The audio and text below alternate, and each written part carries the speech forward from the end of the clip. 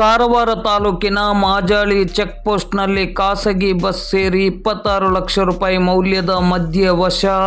ಅಕ್ರಮವಾಗಿ ಗೋವಾ ಮದ್ಯವನ್ನು ಸಾಗಿಸುತ್ತಿದ್ದ ಖಾಸಗಿ ಬಸ್ಸನ್ನು ಮಾಲು ಸಹಿತ ಕಾರವಾರ ತಾಲೂಕಿನ ಮಾಜಾಳಿ ಚೆಕ್ ಪೋಸ್ಟ್ನಲ್ಲಿ ಅಬಕಾರಿ ಇಲಾಖೆ ವಶಪಡಿಸಿಕೊಂಡಿರುವ ಘಟನೆಯ ಕುರಿತಂತೆ ಇಂದು ಶುಕ್ರವಾರ ಬೆಳಿಗ್ಗೆ 10 ಗಂಟೆಗೆ ಮಾಧ್ಯಮಕ್ಕೆ ಮಾಹಿತಿ ಲಭ್ಯವಾಗಿದೆ.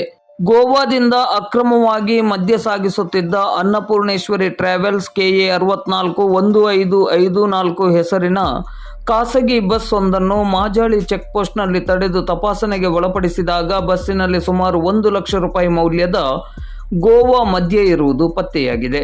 ಬಸ್ನಲ್ಲಿ 73.500 ಲೀಟರ್ ಗೋವಾ ಮದ್ಯ ಹಾಗೂ 3.9 ಲೀಟರ್ ಬಿಯರ್ ಇದ್ದಿದ್ದು, ಇದರ ಮೊತ್ತ 92,220 ರೂಪಾಯಿ ಎಂದು ಅಂದಾಜಿಸಲಾಗಿದೆ.